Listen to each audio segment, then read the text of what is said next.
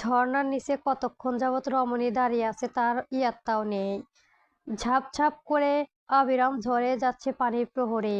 রুমে আসা মাত্রই যে শরীরটাকে টেনে টুনে এসে ওয়াশরুমে ঢুকেছে আর বেরোনোর মেয়েটা। সময় পেরিয়েছে অনেকক্ষণ, ফাঁকা ভাঙন হৃদয়টা এখনো টলমলাট। হিসেব মিলাতেই ব্যস্ত, ঠিক কি থেকে কি হয়ে গেল, চারপাশটা কেমন ঘুরছে, মাথার ভেতরটা ঝিমঝিম করছে অবিরত। ঝরঝর করে পানি যাচ্ছে শরীর বেয়ে। সেই পানির নিচে চোখ বন্ধ করে একধারে দাঁড়িয়ে রইল প্রিয়ান্তি, কিন্তু ভেতরে আগুনটুকু কিছুতেই নিভছে না। অগত ঠাস করে দেওয়াল ঘেঁষে নিচে বসে পড়ল। তারপর আর নিজেকে ধরে রাখতে পারল না। দুহাত দিয়ে মুখ চেপে ধরে হাউমাউ করে কেঁদে উঠল। আজ সকালেও সবকিছু কতটা স্বাভাবিক ছিল। নিত্যদিনের মতোই তো শ্রেয়ার সঙ্গে বের হয়েছিল সে। দিন শেষে বাড়ি ফিরে স্বাভাবিক একটা সন্ধ্যা কাটানোর কথা ছিল না। শুধুমাত্র কিন্তু মাত্র কয়েক ঘন্টার ব্যবধানে পুরো জীবনটাই উলটপালট গেল। এমন কেন হলো ওর সঙ্গে? মনের ভেতর প্রশ্নটা ঘুরপাক খেতে লাগলো বারবার। হাজারবার উত্তর এলো না কেন। আচ্ছা, ও কি কখনো কল্পনা করেছিল ওর বিয়ে এভাবে হবে না? একদম না। প্রতিটা মেয়ের মতোই তারও তো কিছু স্বপ্ন ছিল। পরিবার, আত্মীয় স্বজন থাকবে, ঘর ভর্তি মানুষ নিয়ে তুমুল আনন্দ আয়োজন করে অনুষ্ঠিত হবে সেই বিশেষ দিনটি। কিন্তু তার ভাগ্য কি জুটলো? আচ্ছা, যদি তখন লোকটা রাজি না হতো, যদি সত্যি ওই শয়তান নামে ছেলেটার সঙ্গে জোর করে বিয়ে দিয়ে দিত, যদি ভিডিও করে চারদিকে ছড়িয়ে দিত, যদি সবাই জেনে যেত, যদি যদি শত শত ভয় এসে একসঙ্গে চেপে ধরলো ওকে। কাঁদতে কাঁদতে দেওয়ালে মাথা ঠেলিও প্যান্টি। সে জানে না ভবিষ্যতে কি তীব্র তাণ্ডব অপেক্ষা করছে। জানে না এই সম্পর্কের পরিণতি ঠিক কোথায় গিয়ে দাঁড়াবে। শুধু এইটুকু জানে, আজকের দিনটা ওর জীবনে ধারালো চাপ কুর মতো দুটো ভাগে ভাগ করা দিয়েছে। ওয়াশরুমের বাইরে এসে দাঁড়িয়েছে মিতালি।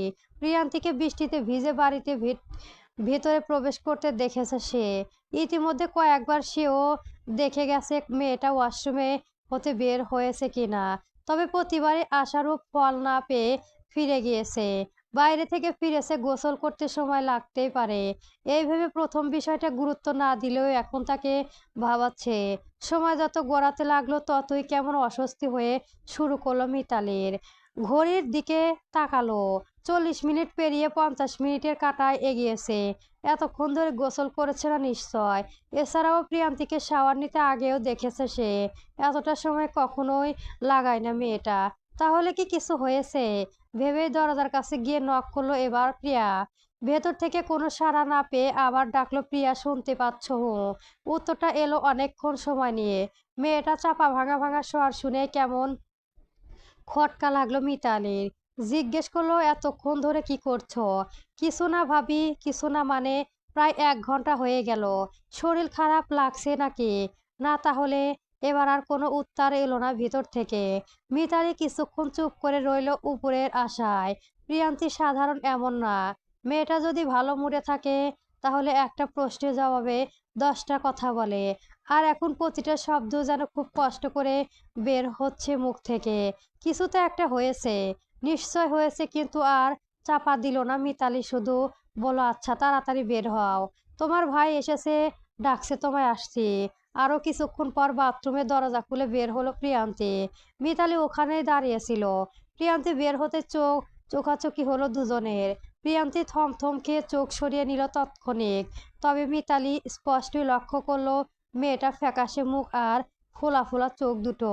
প্রিয়ান্তি মাথা নিচু করেই বারান্দার দিকে যেতে নিলে ডাকলো, মিতালি, প্রিয়। থামলো মেয়েটা। উল্টো না ঘুরিয়ে বলল, হুঁ। মিতালি এগিয়ে এলো। এসে দাঁড়ালো ওর মুখোমুখি হয়ে।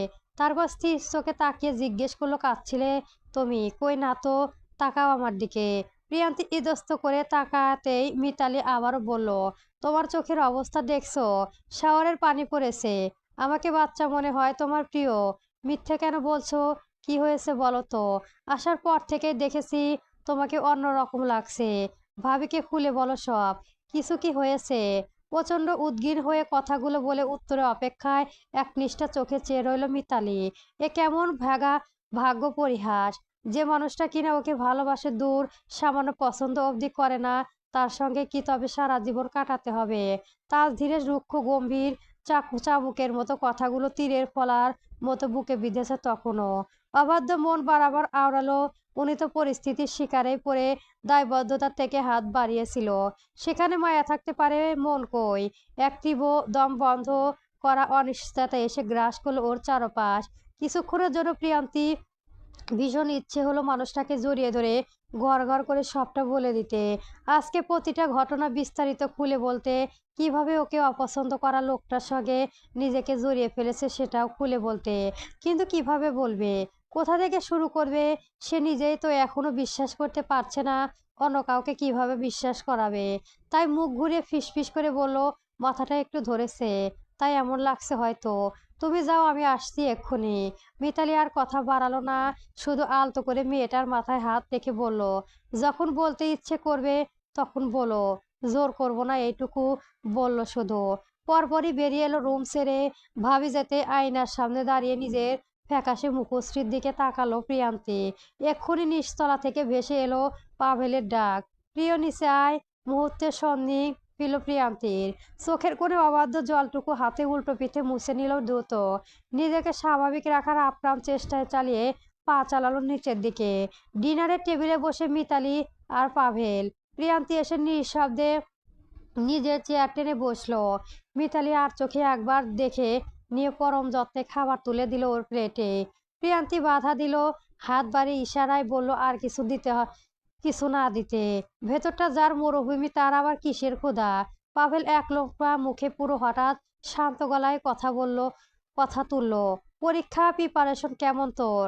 প্রিয়ন্তী চোখ না তুলে সংক্ষিপ্ত জবাব দিল, ভালো ভাইয়া, চলেছে। পাভেল কিছুক্ষণ নীরবই রইল, পানি গ্লাস হাতে রেখেই আনচান ফের শুধালো, শুনলাম আজ নাকি কোথায় গিয়েছিলি তোরা? মুহূর্তের জন্য থমকে গেল প্রিয়ান্তি, হৃৎপিণ্ডের রক্তক্ষরণ। খাবারের লোকমাটা গলায় আটকে গেল আচমকায়। ভাইয়ের প্রশ্ন সারা শরীর বরফের মতো জমে গেল নিমিষে। তবে কি পাভেল সব শুনে গেছে? ধরা পড়ে গেছে সব? হাত পা কাঁপতে শুরু করলো তীব্র আতঙ্কে। থমথমে খেয়ে ঢোক গেল কোনো রকমে নিজের সামলে নিয়ে বলল, হ্যাঁ ভাইয়া, ও শ্রেয়ার সঙ্গে একটু বাইরে গিয়েছিলাম। পাভেল আর কিছু জানতে চাইল না এ বিষয়ে, দৃষ্টি তার প্লেটে নিবদ্ধ। খাবার শেষ করে চিবুক মুছে গম্ভীর গলায় আদেশ ছুড়ল, এবার শোন, আগামীকাল সন্ধ্যায় তোরা দুজনই রেডি থাকবি, আমরা একটা দাওয়াতে যাব। জবাবে প্রিয়ান্তির মুখে কুলুপ এসে বসে থাকলেও ফট করে প্রশ্ন করলো মিতালি, কোথাও যাব আমরা? পাভেলের মুখোময় আরো গম্ভীর দেখা এলো এবার। চোখের মনি জোড়া স্থির রেখে কটায় কটায় কাট কাট গলায় বলল, অভিরাজ ভাইদের বাড়িতে। উনার বাবা মা বিদেশ থেকে এসেছে, থাকবে অল্প কিছুদিন। শুনলাম উনারা তো আমাদের বাড়িতে আসেনি কখনো, এমনকি আমাদের বিয়েতেও আসতে পারেনি। তাই অভিরাজ ভাই নিজে থেকে দাওয়াত দিলেন। তোমরা দুজনই রেডি থেকো। কুয়াশা মোড়ানো স্নিগ্ধ সকাল। নিত্যদিনের রুটিন মোতাবেক আজও খুব ভোরের বেলায় ঘুম ভেঙে যায় শেহরাজের। ঘুম থেকে উঠে নিজের রুমের এক কোণে একা মিনি জিমের ইনস্ট্রুমেন্টসগুলোর দিকে এগোলো সে। টানা 1 ঘন্টা চলল পুশ আপ, ড্যামের আর স্টোমিলের তীব্র কর্ষণ। উন্মুক্ত চওড়া পিঠ আর পেশিবাহু বুক বেয়ে ঝরে পড়ে ঘামের বিন্দু। এক্সারসাইজ শেষ করে কিছুক্ষণ চোখ বুজে ক্লান্ত শরীরটা এলিয়ে দিল বেড বরাবর থাকা কালো রাঙা লম্বা কাউচটা। ফ্রেশ হাতে নিয়ে নামলো এবার। নামতে চোখে পড়লো ডাইনিং টেবিলটায়। কাক ডাকা ভোরে ঝুমুর উড়ে তার জন্য সকালের ব্রেকফাস্ট তৈরি করে সাজিয়ে রেখেছে সেথায়। এই তো 2টো সেদ্ধ ডিম আর কিছু ফলমূল রাখা। নাস্তা শেষ করে এমন মগ কফি বানায় নিজ হাতেই, উইথ আউট সুগার। ধোয়া ওঠা কফির মগটা নিয়ে ধীরে পায়ে হেঁটে এলো নিজের রুমের উত্তরমুখী বারান্দাটায়। এই বারান্দাটা অদ্ভুত, বাড়ির মুখোমুখি না, আবারও ঠিক পেছনের সাইডেও না। ঠিক উত্তর করে ঘেঁষে দাঁড়িয়ে থাকা এক বারান্দার নিচে রাজত্ব করেছে মস্ত বড় এক ফুলের বাগান। বাগানটা শেহরাজের নিজের হাতে গড়া, বড় আদরের। যদিও এখন দেখভালের জন্য 2জন মালিক বরাদ্দ আছে। উপর থেকে নিচ পর্যন্ত বড় বড় লতানো ডাল আর রাজকীয় সব ফুলের ছোঁয়ায় বারান্দাটা প্রায় ঢেকে থাকে। বাগানের এক কোণে ফুটে আছে বিরহ প্রজাপতি, ব্ল্যাক কাবাডার রোজ, নীলমণি লতা আক্স। মাঝখানে মাথা উঁচিয়ে আছে এক ঝাঁক স্বর্গ সূর্যমুখী। মগে চুমুক দিয়ে সূক্ষ্ম নজরে বাগানটাকে পরখ করছিল শেহরাজ। হঠাৎ করে ভ্রু মাঝে গম্ভীর ভাঁজ পড়ল তার। কুঁচকে গেল চোখের মণিযুগল। বাগানে একটা অংশ কেমন অস্বাভাবিকভাবে নড়ছে। ধূপধাপ শব্দ দুটো তাজা সূর্যমুখী গাছ মাটিতে লুটিয়ে পড়ল নিমিষেই। শেহরাজের সতর্ক দৃষ্টি আরো তীক্ষ্ণ হলো। অবলোক করলো ভালো করে। কেউ একজন অবধি স্পর্ধায় ওর ছাদের সম্মুখ সূর্যমুখী গাছগুলো কেটে ফেলেছে। একটু ভালো করে তাকাতে চোখ পড়ল শরীরটা। একটা থ্রি পিস পরা মেয়ে, ওনাটা মাথার উপর শক্ত করে চেপানো, মুখ ছবি বোঝার উপায় নেই, শুধু দুটো চোখ উন্মুক্ত রমণী। হাতে একটা ধারালো চাকু নিয়ে নির্বিঘ্নার ভঙ্গিতে একের পর এক ফুল কেটে চলেছে সে। আদরে বাগানে এই নজাহাল দশা দেখে চাল শক্ত হয়ে উঠল মানবের। আর এক সেকেন্ডও দাঁড়ালো না সেখানে। হাতে কফির মগটা শব্দের টেবিলে নামিয়ে রেখে ঝড়ের বেগে নেমে এলো নিচে। বাগানে ঘাস মরিয়ে ঠিক মেয়েটার পেছনে এসে দাঁড়িয়ে হিমালয়ের মতো শক্ত তীব্র শরীরটা বজ্রকণ্ঠে খেকিয়ে উঠল পেছন থেকে। হেই হেই স্টুপিড, কি করছো এসব? আচমকা আশায় সে তীক্ষ্ণ বজ্রকণ্ঠে ধমক তারদগতি ঘুরে তাকালো মেহেরিন। ওনার ঢাকার রমণীর চোখ জোড়া স্থির হলো পেছনে তাকিয়ে থাকা পুরুষালী অবায়নটির প্রাণে। মুহূর্তে থমকে গেল চারপাশ। প্রচণ্ড রাগে ক্ষোভে ফেটে পড়া এক শক্তপোক্ত দীর্ঘকায় পুরুষ দাঁড়িয়ে আছে সামনে। তার ধূসর চোখের মণি থেকে যেন অগ্নিকুণ্ড ঝরছে। মেহেরিন এতটা স্তব্ধ হয়ে গেল যে অবশ আঙুল ফাঁকা হাতে ধারালো চাকু ধপাস আছড়ে পড়ল ঘাসের বুকে। অক্ষিপুট রসগোল্লার মতো বড় বড় হয়ে উঠল তার। পুরুষটা বড্ড বেশি সুদর্শন, আকর্ষণীয় আর হ্যান্ডসাম দেখতে। এতটা বলিষ্ঠ আর নিখুঁত গড়নে পুরুষ গ্রাম বড় মেহেরিন এর আগে কখনো সচক্ষে দেখেনি। ঘোলাট চোখে খুঁটিয়ে খুঁটিয়ে পরখ করতে লাগলো লোকটাকে। লম্বা চওড়া রাজকীয় এক রাজপুত্র যেন। গায়ের রং ফর্সা, ধারালো চেয়ার ঘেঁষে থাকা হালকা টিম করা কালো চাপদারি পুরুষালী তেজ বাড়িয়ে দিয়েছে বহুগুণ। মেহেরিনের দৃষ্টি আরো নিচে নামলো। লোকটাকে পরনে কালো ট্রাউজার আর কুচকুচে কালো টি শার্ট, টাইট ফিটিং সেই টি শার্ট ভেদ করে হাটের বাইসেট আর বুকের সুগঠিত মাসেল গুণে স্পষ্ট ফুটে আছে। লোকটার চোখে ভয়ঙ্কর রক্তচক্ষুর দিকে ও কোনো ভ্রুক্ষেপ নেই। ও শুধু চেয়ে আছে এক ধ্যানে। তবে শেহরজ থামল না।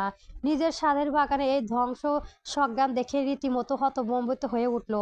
দাঁতে দাঁত পিষে চেয়ার দুটো খিচিয়ে আবারও গর্জে তুলল সে। আর হোয়ার ইউ? কানে শুনতে পাও না? স্টুপিড, কাটছিলে কেন এসব? কে তুমি? বেরিয়ে এসো এখান থেকে। মুখ দিয়ে কোনো শব্দ বেরোলো না মেহেরিনের। মেয়েটা এই মৌনিতার বেচারা শেহরাজকে চড়িয়ে দিল আরো। স্বাভাবিকভাবে সে মেয়েদের থেকে এক হাত দূরে বজায় রেখে চলে, কিন্তু এই মুহূর্তে ক্রোধে পারক এতটাই চোর যে সে নিমিষেই তোয়াক্কা করলো না। সে এক ঝোঁকটায় মেহেরিনের নরম হাতটা শক্ত মুঠোয় পুষে নিল শেহরজ। আকম্পিত পুরুষালে সেই স্পর্শে সপ্তদশীয় মেহেরিনের সমস্ত অবয়ন থমথমে করে কেঁপে উঠল। শিরাদানা বেয়ে নেমে গেল এক অচেনা শিহরণ। ততক্ষণে লোকটা ওকে টেনে হিঁচড়ে তার অতি প্রিয় বাগানের সীমানা থেকে বের করে নিয়ে এসেছে। মেয়েটার চোখে অবাধ্য মণিজোড়া তখনও স্থির হয়ে আছে শেহরজের কোঠের রূপ মুখশ্রীর উপর। লোকটা যে ওর ওপর রাগে ফেটে পড়েছে, চাবুকের মতো ধমক ছুড়ছে, আর একটি শব্দ মেহেরিনের মাথায় ঢুকলো না। ও শুধু চাতক পাখির মতোই চেয়ে রইল। এত সুদর্শন ছেলে এ বাড়িতে। কে এটা? আগে কেন দেখেনি এনাকে? সে এ কি বাড়িতে থাকে? মূলত মেহেরিনকে শেহরজ মা মৌসুমী বেগম গতকাল সকালে গ্রাম থেকে নিজ বাড়িতে নিয়ে এসেছে। লম্বা জার্নি ক্লান্তিতে মেহেরিন গতকাল সকালে কোনো রকম অল্প স্বল্প খুয়ে দুপুরের দিকে ঘুমিয়েছিল, আর ওঠেনি। যার কারণে এই মস্ত বড় বাড়িটা ঘুরে দেখাও হয়নি। ফলস্বরূপ বাইরে এই প্রথম শহরে আসা মেহেরিনের এইবারও তো আসতে চায়নি সে। সুমি আন্টি কত অনুরোধ করে ওর মায়ের কাছ থেকে এক প্রকার জোর করে নিয়ে এলো ওকে। আসার সময় স্পষ্ট বলেছিল এ বিশাল বাড়িতে সে আর ঝুমুর ছাড়া আর কেউ থাকে না। মেহেরিনও ভেবেছিল যাগে পড়াশোনা হাত থেকে কিছুদিন তো অন্তত নিস্তার পাওয়া যাবে। এটা ভেবে সুমি আন্টির সাথে চলে আসা। কিন্তু তাহলে এই রুদ্রমূর্তিধারী পুরুষালীকে? গ্রামের মেয়ে হয় স্বভাবতই খুব ভোরে ঘুম ভেঙে যায় মেহেরিনের। ঘুম থেকে উঠে নিস্তব্ধ বাড়িটা খুঁটিয়ে খুঁটিয়ে দেখতে বের হয়েছিল সে। সামনের দিকে তেমন আকর্ষণীয় কিছু না পেলেও হঠাৎ করে চোখ পড়েছিল উত্তর দিকে, এই বাগানটির ওপর। আর সেখানে এত টাকা খরচ করে বাজার থেকে তেল কেনার দরকার কি? ওই নিয়ে তো এই তাজা ফুলগুলো কেটে বেটে তেল বানিয়ে দিতে পারে। মূলত সুমি আন্টিকে সারপ্রাইজ দেওয়ার জন্য মহা উদ্দেশ্যে নিয়ে বাগানে হানা দেওয়া। আর যেহেতু বাগানে নানান রকম লতাপাতা আর পোকামাকড় থাকে। সেই ভয়ে নিজের ওড়নাটা দিয়ে মুখমণ্ডল ভালো করে পেঁচিয়ে শুধু চোখ দুটো বের করে দেখেছিল। অথচ সেই মহকাজের ফল যে এমন ভয়ঙ্কর হবে তা মেহেরিনের কল্পনাতেও ছিল না। মেহেরিন হাতটা ঝটকা মেরে ছেড়ে দিয়ে শেহরাজের দাঁতে পিষল। কি হলো, মুখ দিয়ে কথা বেরোচ্ছে না কেন? চোরের মতো মুখ ঢেকে আমার বাগানে এই দশা করার স্পর্ধা কে দিল তোমাকে? হুঁ। শেহরাজের এই ক্রমাগত চোর আর স্টুপিড সম্বোধন মেহেরিনের ভেতরে জেদটা চড়া দিয়ে উঠল এবার। ভয় আর ঘোর কেটে গিয়ে চোখের মনি দুটো রাগে জ্বলজ্বল করে উঠল। ওনার আড়াল থেকে মুখ বারবার তাড়াতাড়ি করে চেঁচিয়ে উত্তর দিল, চোর বলছেন কেন? কাকে? হ্যাঁ, ভালো করে কথা বলুন। মুখ সামলেন নিজে। আমি চোর নই। আমি সুমি আন্টির জন্য তেল বানাতে এসেছি। তেল কেন? এত টাকায় পয়সা খরচ করার কি দরকার, যখন বাগানে এত ফুল ফুটে আছে? আপনি নিজেই তো একটা আস্ত জংলি, আর মেয়েদের গায়ে এভাবে হাত তোলে কোন সাহসে? ইস! আমার নরম তুলতুলে কোমল হাতটা বলতে বলতেই নিজের হাতের উপর দৃষ্টিপাত করলো মেহেরিন। সত্যি সত্যি লোকটা ধরার স্থানটা লাল হয়ে গেছে। ওদিকে নিজের মুখ বারবার এমন তেরা যুক্তিহীন জবাবে হতভম্ব তো শেহরজ নিজেও। কখনো কোনো মেয়ে কোনোদিন তার সামনে এভাবে গলা উঁচিয়ে কিছুই বলেছে কিনা সন্দেহ, তাও আবার নিজেরই সাধের বাগান ধ্বংস করার পর। রাগে শেহরজের কপালে রাগগুলো ফুটে উঠল। চল শক্ত করে মেহেরিনের দিকে আরো এক কদম এগিয়ে এসে হিসহিসে উঠল, হোয়াট ডিড ইউ জাস্ট সে? জংলি, এত বড় স্পর্ধা তোমার? আমার নিজের প্রপার্টি দাঁড়িয়ে আমারই সাধের গাল কেটে ফেলে এখন আমার ওপরই গলা উঁচাচ্ছ? How dare you? প্রপার্টি তো কি হয়েছে? গাছ কি আপনার একা? গাছ তো প্রকৃতি। আর আপনার ওই সূর্যমুখী তো আন্টির ভালো লাইগা কাটতাছি।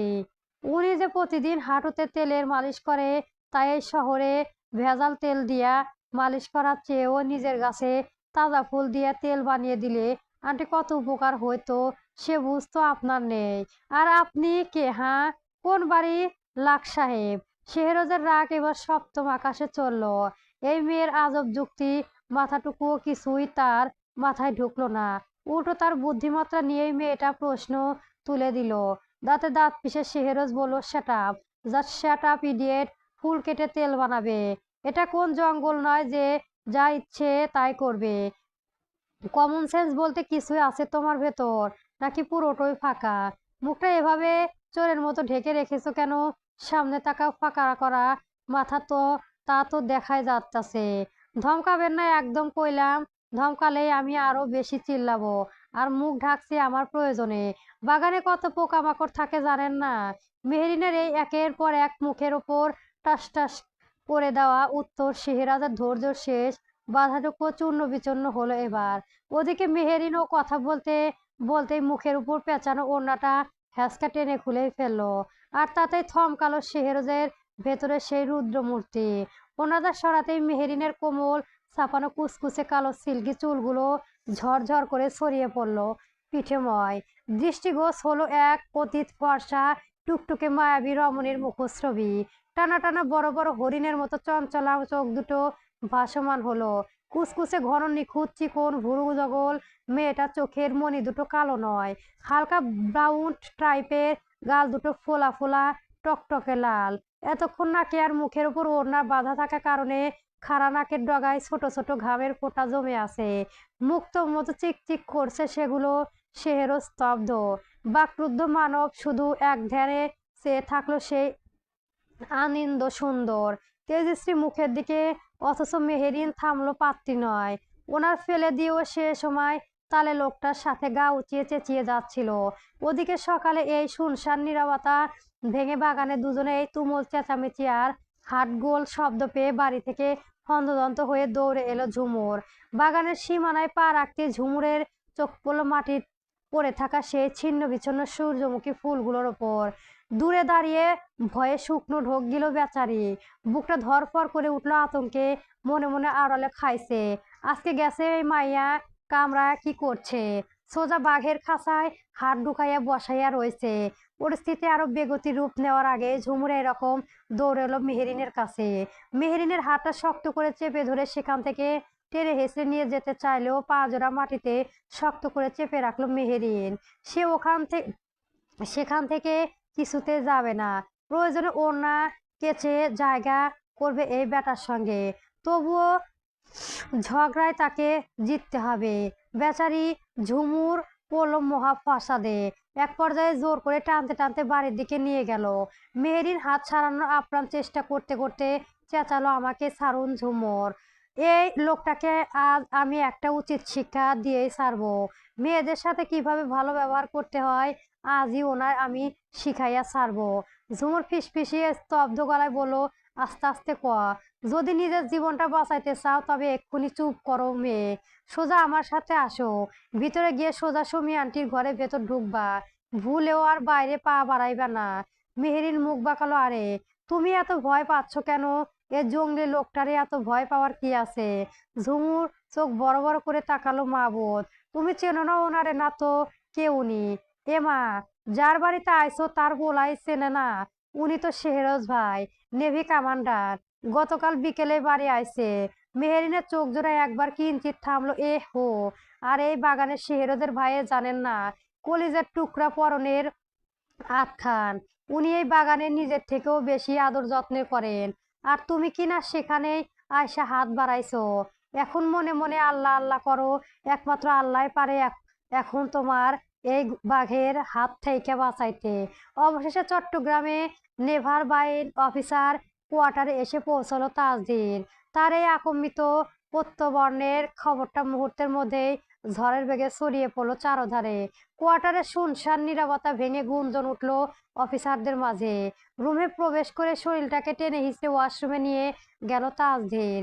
ঝাপসা করে আবিরাম আছড়ে পড়া ঠান্ডা পানি ধরা নিচে সাপে দিল নিজেকে। প্রায় ঘন্টাখানেক পর ওয়াশরুমে দরজা মেলে বেরিয়ে এলো। ভেজা চুলগুলো থেকে চুয়ে চুয়ে পানি পড়ছে চওড়া কাঁদবে। পরনে কেবল একটা কালো ট্রাউজার, উন্মুক্ত বলিষ্ঠ বুক আর সুগঠিত অবশেন খাজে খাজে জমে আছে পানি অবাধ্য কণা। তোয়ালে দিয়ে ভেজা চুলগুলো মুছতে মুছতে পাশে চোখ পড়তে ভ্রুয়ের মাঝে সূক্ষ্ম ভাঁজ পড়লো। সোফার উপর আয়েশ করে এক পায়ের উপর অন্য পা তুলে বসে আছে অর্ণব, হাতে একটা মোটা ইংলিশ ক্লাসিক্যাল নভেল। তাজধীরের এই কোয়ার্টারে ফেরার খবর পাওয়া মাত্রই ছুটে এসেছে সে। প্রায় ঘন্টাখানেক হতে চলল বন্ধুর শাওয়ারে গেছে বুঝতে পেরে বাধ্য হয়ে সময় কাটানোর জন্য তাজধীর বুক সেলফ থেকে বই টেনে নিয়েছে। তাজধীরের কালেকশনে থাকা মস্তিষ্ক আর সন্নিহিত ইংলিশ নাভেলগুলো পড়তে পড়তে অর্ণবের নাক মুখ কুঁচকে একাকার। সে এসব ধৈর্যের পড়ার মতো বান্দা সে নয়। তাজধীরের পায়ের শব্দ পেয়ে ফট করে বইটা বন্ধ করে সোফায় সোজা হয়ে বসলো অর্ণব। বইটা সেন্টার টেবিলে সশব্দে ছুঁড়ে ফেলে অর্ধেক চোখ বন্ধ করে চেয়ার সরাসরি প্রশ্ন ছাড়লো, এখন আমাকে বলতো কাহিনীটা কি? অর্ণবের প্রশ্নে পিঠে তাজধীর তোয়ালেটা পাশে ছুঁড়ে দিল। আয়নার সামনে দাঁড়িয়ে দায়সারা কণ্ঠে আওড়ালো, কোন কাহিনী নেই, জাস্ট কিছু পার্সোনাল কাজ ছিল। অর্ণব কুটি হাসলো। সোফা থেকে উঠে দাঁড়িয়ে তাজধীরের মুখোমুখি এসে থামলো, চোখে মণিজোড়া শাড়ু করে ব্যক্ত করলো পরপর, একদম আমার কাছে কথা লুকানোর চেষ্টা করবি না। তোকে আমি আজ নতুন চিনি না। তুই এমনি এমনি এত রাতে আমায় কল দিয়ে সমস্ত ইনফরমেশন চাইবি আর আমি সেটা বিশ্বাস করব? কিছু একটা কারণে তো অবশ্যই আছে। যে মিশনটা হেডকোয়ার্টার থেকে অনেক দিন আগে স্থগিত করা হয়েছিল, হঠাৎ এই মাঝরাতে সেটা নিয়ে তোর এত কিসের মাথা ব্যথা? প্রজেক্টের কারণটা কি? আরো একটা স্টার্ট করা পেছনের রহস্যটা কি বলবি এবার? তাজধীর আয়নায় নিজের প্রতিবিম্বের দিকে চেয়ে রইল কিছুক্ষণ। ধীরে পায়ে এগিয়ে গিয়ে ড্রয়ার থেকে একটা নেভি ব্লু শার্ট বের করতে করতে স্বভাবজাত ঠান্ডা কণ্ঠে প্রতি উত্তর করলো, আমার জীবনে কোনো কিছু আনসার্ড রাখা আমি পছন্দ করি না অর্ণব। কোনো ইকুয়েশন অর্ধেক রেখে খাতা বন্ধ করা তাজধীরের ডিকশনারিতে নেই। সেটাকে স্থগিত হয়েছে, ক্লোজ হয়নি। অর্ণব একটা দীর্ঘশ্বাস ফেলে হাত জোড়া বুকের কাছে বাঁধলো। কিন্তু ওটা এখন লোকাল পুলিশের এরিয়াতেই, আমাদের না। নদীর পথে যে অস্ত্র অবৈধ চালকার আছে তার রুট চেনা আমার দরকার। আর আলবারাকার কংগ্রেস পেছনে যত মূল মাথা আছে তাকে টেনে হিসেবে বের করা পর্যন্ত আমরা শান্তি নেই। তুই শুধু আমাকে লোকাল সোর্স ব্যাকআপ দে। অর্ণব শুনলো, সে জানে এই মানবের ধৈর্যবাদ এবার ভাঙলে তাকে আটকানোর ক্ষমতা কারো নেই। আচ্ছা, মিশনের ফাইনালটা কথা না হয় মানলাম, কিন্তু তুই যে মাঝরাতে একটা আননোন নাম্বার পাঠিয়ে ওই নাম্বারে incoming outgoing on call discharge চাইলি, 1 ঘন্টার মধ্যে সমস্ত ইনফরমেশন কালেক্ট করতে বললি, ওটার সাথে এই আস্তের চালানোর কি সংযোগ? তাজদির শার্টের বোতাম আটকানোর হাত দুটো থেকে থেমে গেল মাঝপথে। অর্ণব থামলো না, বলল, আগে নেয়। মাঝরাতে কোন ফোন দিয়ে তুই একটা মেয়ের সম্পর্কে ইনফরমেশন খুঁজছিলি? তোর তো কখনো এভাবে মেয়েদের পেছনে লাগা বা হ্যারাস করার নেশা ছিল না। তবে মাঝরাতে কেন মেয়ের পাল্লায় পড়লি তুই? এ কে মেয়ে? কে এই প্রিয়ান্তি তোদের ভাবি? শব্দ দুটো বোমার মতো আছড়ে পড়লো অর্ণবের মগজে। ঠিক তখনই ঘরের আধখোলায় দরজা ঠেলে ভেতরে প্রবেশ করলো ফাহিম।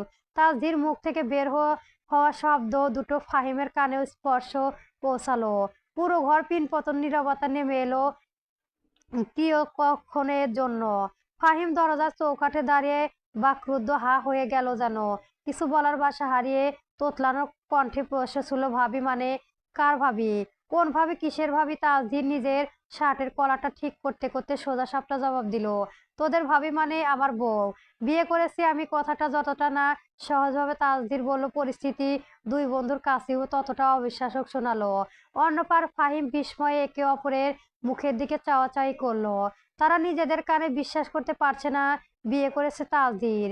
এজন্য কি এত রাতে সে একটা মেয়ের নাম্বার নিয়ে অমন পাগলের মতো ইনফরমেশন কানেক্ট করেছিল, অথচ একটা বারও ওদের জানালো না পর্যন্ত এত বড় একটা কাণ্ড ঘটিয়ে ফেললো একা একা। অর্ণব চরম বিস্ময়ে চেঁচিয়ে উঠলো, তুই আমাদের সাথে ইয়ার্কি করেছিস তাই না?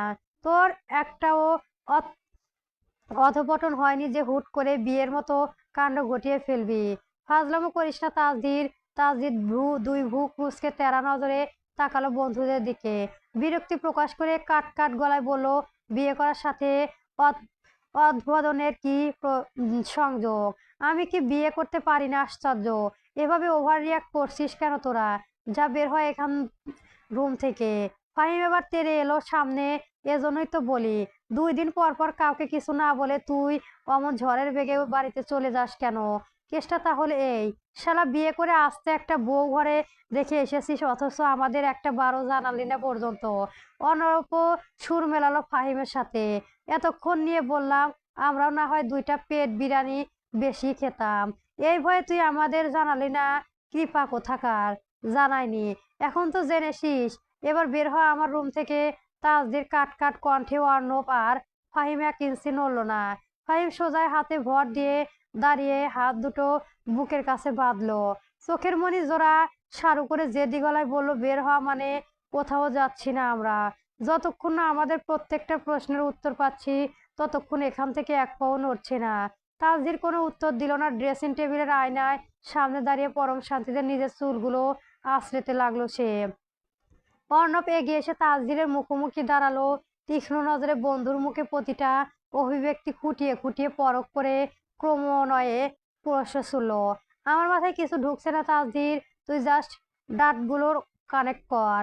এদিকে তুই মাঝরাতে হুট করে পুরোনো মিশনে ফাইল ওপেন করলি, অন্যদিকে ঠিক একই সময় একটা মেয়ের নাম্বার দিয়ে তার যাবতীয় কল ডিটেইলস 1 ঘন্টার মধ্যে চাইলি, আর এখন বলছিস সে আমাদের ভাবি। এই দুইটার মধ্যে কানেকশনটা কি? পরপর দুটো সেনসিটিভ ইনফরমেশন একসাথে নেওয়ার মানে তো অনেক কিছুই। তুই যে কিনা মেয়েদের ছাড়াও ম্যাডা না, যাকে আমরা এই বেজায়ে সবাই একটা আস্ত আইন গডস মান করি, সে হুট করে এসে বলছিস ম্যারেড? Like seriously? কোনো এঙ্গেজমেন্ট নেই, কোনো দাওয়াত নেই, আংটি, কোনো ফোন পর্যন্ত এলো না আমাদের কাছে। এটা কি কোনো রসিকতা? তোদের কি মনে হয় আমি রসিকতা করার মুডে আছি? তাহলে সত্যি বল, তুই ওই মেয়ের নাম্বার ট্যাগ করলি কেন? বিয়ে যদি করে থাকিস তবে নিজের বইয়ের ব্যাকগ্রাউন্ড হিস্ট্রি কল লিস্ট বের করার জন্য বেইজের গোয়েন্দা সোর্স ব্যবহার করার কি দরকার পড়লো? তুই কি ওকে সন্দেহ করিস নাকি এই বিয়ের পেছনে অন্য কোনো গল্প লুকিয়ে আছে যা তুই আমাদের বলতে চাচ্ছিস না? তাজদির একটা দীর্ঘশ্বাস ফেলে পকেটে হাত গুঁজে জানালার দিকে এগিয়ে গেল। রাতের অন্ধকার সমুদ্রের কালো পানি বহুদূর পর্যন্ত দেখা যাচ্ছে। সে ওইদিকে তাকিয়ে নিষ্পীন্ন গলায় বলল, সে সব সময় হলে জানতে পারবি। আর তোরা আমার বন্ধু ইনভেস্টিগেশন অফিসার নস, বন্ধু হিসেবে তো জানতে চাচ্ছিস শালা বিয়েটা কি স্বেচ্ছায় হয়েছে নাকি অন্য কিছুই, মেয়েটার উপর কোনো বিপদ আছে নাকি তুই নিজেও কোনো বিপদে পড়ে এই ডিসিশন নিলি? তাসদির ফিরে তাকালো না। ওদিকে ফাহিম উঠে এসে অর্ণবের কাঁধে হাত থেকে নিচু স্বরে বলে, আচ্ছা বাদ দে, বিয়েটা হয়তো ওর পারিবারিক ভাবে হয়েছে তাই না রে? আন্টি হয়তো জোর করে কোনো মেয়ের দায়িত্ব ওর ঘাড়ে চাপিয়ে দিয়েছে। ও তোমাকে বড্ড সমী করে চলে, সে কারণে হয়তো কাউকে কিছু না জানিয়ে তুই এখন বড্ড বোকারে গেলি। ফাহিম, তুই তো এই ওকে চিনিস না, চিনি আমি। ও কেন কোন লেভেলের প্লেয়ার তা কোনো ধারণা নেই। তাসদির হলো এমন এক জাতের মাছ যে কাদা পানির ব্যাগের মধ্যে ঘন্টার পর ঘন্টা গড়াগড়ি খেলেও নিজের গায়ে এক ফোঁটা কাদাও লাগাতে দিবে না। বাইরে থেকে দেখে মনে হবে একদম সাধু, কিছু জানে না, কিন্তু ভেতরে ভেতরে আস্তে একটা ঠান্ডা মাথার ক্রিমিনাল। ফাহিম ভ্রু কুঁচকে তাকালো। অর্ণব তাসদিরের দিকে চোখ রেখে ক্রমাগত বলে গেল, নিশ্চয় ও কোনো বড় অঘটন ঘটিয়ে আসছে। এই যে তুই দেখছিস ও একদম নির্বিঘ্নে দাঁড়িয়ে আছে, আমাদের এতগুলো প্রশ্নের একটা উত্তর দিচ্ছে না, এটাই ওর সবচেয়ে বড় ষড়যন্ত্র। ও যখন বড্ড বেশি শান্ত থাকে তখনই বুঝবি ওর প্রখর আর তীক্ষ্ণ মস্তিষ্কে ভেতরে ভেতরে কোনো বড় চাল চালছে। ও চাবুকের মতো ধমক দিতে জানে, আবার ভার মজলিসে নিজের পিঠ বাঁচিয়ে কিভাবে পুরো গোমটা উল্টে দিতে হয় তাও খুব ভালো করে জানে।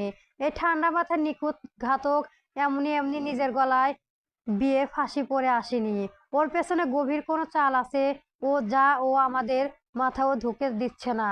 হয়তো ওই মেয়েটা কোনো বড় ক্রাইসিসে মুখোমুখি ছিল আর আমাদের ওই লাখ সাহেব সেখানে হিরো সেজে উদ্ধার করে গিয়ে নিজে ফেঁসে গেছে।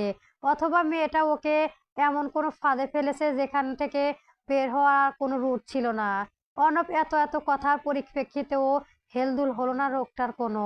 উল্টো বিরক্তি চেপে কপালে হাত বুঝালো, তারপর হঠাৎ করে গম্ভীর গলায় অর্ণবের দিকে তাকিয়ে প্রশ্ন করলো, হেডার্স খবর কি? কেউ বেইনি ফেরেনি কেন এখনো? অর্ণব খানিকটা অপ্রস্তুত হয়ে পা নামালো, বলল, আন্টি নাকি ভীষণ অসুস্থ, গ্রাম থেকে হুট করে মেহমান আসার পর নাকি ওনার প্রেশার শুরু করেছে, ওই ইমার্জেন্সি ছুটিতে বাড়িতে গেছে ও। এখন তোদের ক্যারেক্টার আননেসেসারি করা শেষ হলে এবার লাইটটা নিভিয়ে বাইরে যা। মুখের উপর ঠাস করে দরজা বন্ধ করে দিল। দরজার ও প্রান্তে দাঁড়িয়ে ফাহিম আর অর্ণব স্তব্ধ হয়ে রয়ে কয়েক সেকেন্ড। ফাহিম দরজার একটা লাথি মেরে অর্ণবকে দিয়ে তাকিয়ে বলল, কেসটা কি হলো বলতো? ওর হাব ভাব কিন্তু আমার মোটেও সুবিধার মনে হচ্ছে না। শালা নিশ্চয় মাথার মধ্যে বড় কোনো প্ল্যান ভাবছে। অর্ণব নিজের শার্টের কলারটা ঠিক করতে করতে একটা দীর্ঘশ্বাস ফেলল। ও কোনো প্ল্যান করছে না ফাহিম, ও অলরেডি গেম খেলে ফেলেছে। তুই বুঝিসনি, ও স্টেজের কথা তুলে আমাদের মাইন্ড ডাইভার্ট করলো আর আমরাও বোকার মতো ফেসে গেলাম। ফাহিম মাথা চুলকে বলল, তাই তো বুঝলাম, কিন্তু মেয়েটার জন্য আমার মায়া হচ্ছে রে। তাসজিরের মতো একটা খিটখিটে ইনোসেন্ট পাথরের সাথে যে মেয়ে সংসার করবে তার লাইফ তো এমনিতেও তেজপাতা হয়ে যাবে। চল এখন গিয়ে ঘুমাই, সকালে আজ বেইজের ডিল আছে। বাধ্য হয়ে চলে এলো দুজন। ওরা যেতেই রুমে লাইটটা নিভিয়ে দিল তাসজির। মনে মনে বিড়বিড় করে আওলারও সমুদ্রের গভীরতা ঠিক যেমন অন্য কোনো নদীর সাথে তুলনা করা যায় না, ঠিক তেমনি আমার অস্তিত্ব অন্যান্য তুলনাহীন। আমি কি, আমার ক্ষমতা কতটুকু সেটা প্রমাণ করার জন্য আমার অন্য কারো সাথে প্রতিযোগিতা নামক প্রয়োজন নেই। কারণ তাসজির সিদ্দিক আজান নিজে নিজে সবচেয়ে বড় পরিচয়। তাসজিরের ভাবনার সুতো টান পড়লো আকম্মিত ফোনে টুং টুং শব্দের। হোয়াটসঅ্যাপে একটা নোটিফিকেশন এসেছে। তাসজির ধীরে পায়ে এগিয়ে এসে ফোনটা হাতে নিল। একটা ভিডিও এসেছে। ওটাতে ক্লিক করতে দেখা গেল 40 সেকেন্ডের একটা ভিডিও ফাইল লোড হচ্ছে। ধূপ করে সোফায় গা এলিয়ে বসে পড়লো মানব। সময় নিয়ে প্লে করলো 43 সেকেন্ডের ভিডিওটা। সঙ্গে সঙ্গে ভেসে উঠলো একটা ভীতু মেয়ের চেহারা। ওই তো সামনে কয়েকজন লোক বসে আছে, দেখা যাচ্ছে কাজী সাহেবকেও, পাশে বসা তাসজির, আর তার সঙ্গে আঠার মতো লেগে আছে প্রিয়ান্তি। মেয়েটা মাথা নিচু, পুরো শরীর থপথপে কাটছে। তাসজির তীক্ষ্ণ নজরে লক্ষ্য করলো, কাজী সাহেব যখন প্রিয়ান্তিকে কবুল বলার জন্য চাপ দিচ্ছিলেন তখন ভয়ে আর কান্নায় ভেঙে পড়া প্রিয়ান্তি নিজের অজান্তে পাশে বসা তাসদিরের পেছনে শার্টের অংশটা শক্ত করে খামচে ধরে রেখেছিল। ঠোঁট দুটো প্রসারিত হয়ে উঠল মানবের। ঠিক তখনই ভিডিওর প্রেরকিত আইডিটা থেকে পরপর কয়েকটা মেসেজ টুংটাং শব্দ ভেসে উঠল। শালা সুপা রোস্তম, প্ল্যান সাকসেসফুল হতে না হতে আমাকে ভুলে গেলি, এই 1 কেজি মিষ্টিও বিতরণ করলি না। আল্লাহ তোর বিয়াতে বরকত দেবে না দেখি, শালা কিপটা। তাসদির অন্ধকার ঘরে দরজা করে হাসলো। কাউকে গায়ে এলিয়ে ব্যস্ত হাতে লিখলো, মিষ্টি খেলে ডায়াবেটিস বাড়ে, তোর স্বাস্থ্যের কথা ভেবে খাওয়ানি। উপাস থেকে উত্তরটা এলো সঙ্গে সঙ্গে, আমার স্বাস্থ্যের চিন্তা তোকে করতে হবে না, নিজের বাঘিনীর বইয়ের চিন্তা কর। ভিডিওটা দেখলি? মেয়েটা তো ভয়ে তোর শার্টের পেছনের অংশ একেবারে খামচে ধরেছিল। তুই তো শান্ত আস্তে একটা ঠান্ডা মাথার ক্রিমিনাল, কিভাবে নিজের খাঁচায় আটকে ফেললি বেচারিকে? খাঁচা নয়, ওটা আমার সেফ জল। তো তা বললি, লেফটেন্যান্ট কমান্ডার চাল বলে কথা, কিন্তু ভাবি যেদিন জানতে এই পুরো নাটকটার পেছনে তোর হাত ছিল, সেদিন কিন্তু তোকে জ্যান্ত চিবিয়ে খাবে। যাই হোক, গেমটা কিন্তু ওয়ান পিস হয়েছে দোস্ত, আমাদের গ্রান্ট ঠিক করে দিচ্ছি সেটা বল। তাসধীর একটু গম্ভীর হয়ে লিখলো, সময় হলে সব পেবে, বেশ কথা না বাড়িয়ে এখন ঘুমা। চ্যাট লিস্ট থেকে বের হইলো তাসধীর, হোয়াটসঅ্যাপ থেকে সরাসরি মেসেঞ্জারে ঢুকলো। সার্চ বারে ঢুকে প্রিয়ান্তীর আইডিতে প্রবেশ করতে দেখলো মেয়েটা এখনো তাকে ব্লক করে রেখেছে। তাসধীরের চোয়ালটা আবারও শক্ত হলো। মেসেঞ্জার থেকে বের হয়ে ফোনের মেইন কল লিস্টে ঢুকলো সে। কল হিস্ট্রি একদম উপরে একটা আনসেন্ট নাম্বার শো করলো। তাসধীর নাম্বারটি ওপেন ট্যাগ করে সেভ কানেক্ট এ গেল। নাম লেখার জায়গায় সে লিখলো ব্লুহ ফার্মো। নামটি সেভ করে সে আবার হোয়াটসঅ্যাপে ঢুকলো। সার্চ বারে গিয়ে ওই একই নাম সার্চ করলো। এবার পরক্ষণ স্ক্রিনের উপর জল জল করে উঠলো প্রিয়ান্তি হোয়াটসঅ্যাপ প্রোফাইল পিকচারটি। তাসধীর ছবিটার ওপর ক্লিক করে ফুল স্ক্রিন করলো। ছবিটা মূলত সিলেটে তোলা। ছবিটা এক পাশে দেখা যাচ্ছে, ছবিতে এক ধ্যানে অপলক চেয়ে ছবিটার দিকে তাকিয়ে রইল তাসধীর। পরক্ষণই আরো শব্দ করে হেসে উঠল সে। ফোনটা বুকের কাছে জড়িয়ে ধরে জানালার বাইরে অন্ধকার সমুদ্রের দিকে তাকিয়ে বিড়বিড় করে বলল, আমার বোকা ব্লু হারমোন। পরবর্তী গল্প পেতে আমার চ্যানেলটি সবার আগে সাবস্ক্রাইব করে রাখবেন এবং গল্পটি কেমন হয়েছে অবশ্যই কমেন্ট বক্সে জানাবেন। ধন্যবাদ।